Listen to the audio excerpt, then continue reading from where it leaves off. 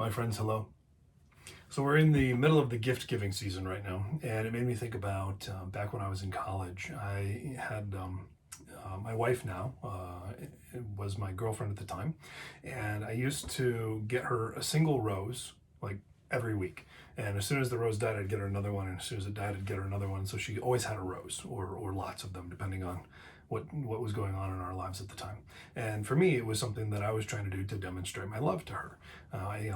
I appreciate gifts, and that's my love language. I like when people give me gifts, and I like to give gifts to other people.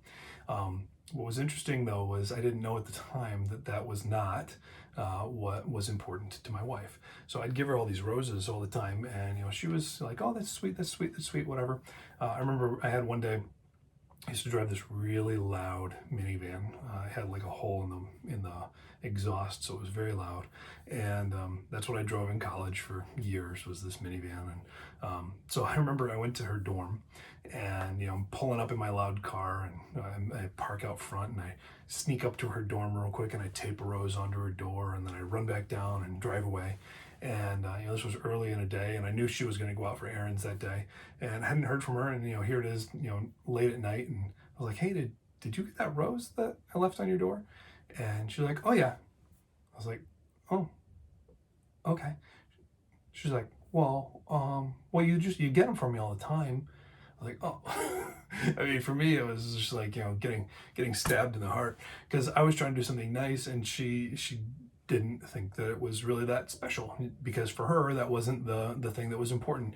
She values having affirming words, and time being spent with her. These other love languages that we have, not just gifts, but there's service and physical touch and all these things that different people appreciate and respect. And gifts wasn't the thing for her. And so I was devastated, and I was like, well, then I'm not going to buy any more roses ever again. And that also wasn't ever true, but that's what I felt like in the moment. And so what I want to suggest to you is that as we're in this gift giving season, think about, what are you actually trying to achieve?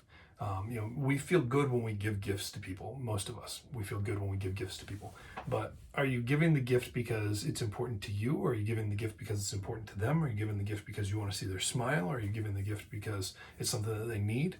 What really is the intention behind the gift, more than just giving a gift?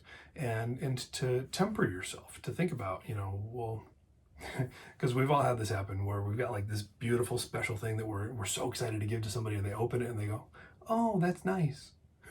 And it's devastating, just like it was for me with the rose. So my encouragement to you is to temper yourself as you're thinking about, what is it that you're trying to achieve with this gift, and think, is it just a tangible item that you want to give this person, or what's important to them? Could it be that they would much rather spend time with you at some point over the next year?